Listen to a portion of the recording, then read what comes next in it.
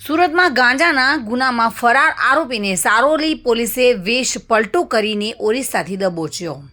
સુરતના વરાછા પોલીસ સ્ટેશનના એનડીપીએસ ગુનામાં ફરાર આરોપીને સારોલી પોલીસે વેશ પલટો કરીને પકડી વરાછા પોલીસને હવાલે કર્યો છે। વરાછા પોલીસ સ્ટેશનમાં એનડીપીએસ ગુનામાં ફરાર આરોપી બિમલ ઉર્ફે શાતોને ઝડપી લેવા પોલીસ કમિશનર અનુપસિંહ ગેહલોતની સૂચના અને માર્ગદર્શન હેઠળ સારોલી પોલીસ સ્ટેશનના PI HR Vekariya, police sub inspector HL Desai surveillance ટીમને કામે લગાડતા ASI Rameshbhai Haribhai, head constable Bharatbhai Najabhai અને પોલીસ કોન્સ્ટેબલ વૈભવભાઈ પદમશીભાઈએ બાતમીના આધારે ઓરિસ્સાના ગાંજામાં ગુનેગાર જે હતો અને ગંજામ ખાતેથી પહોંચી ફેરિયા અને શાકભાજી વેચવાવાળાનો વેશ પલટો કરી આરોપી બિમલ કુમાર ઉર્ફે શાતો ઇન્દ્રા સ્વાતને લાઠીપાડા ઓરિસ્સાથી ઝડપી લઈ વરાછા પોલીસને હવાલે કર્યો છે।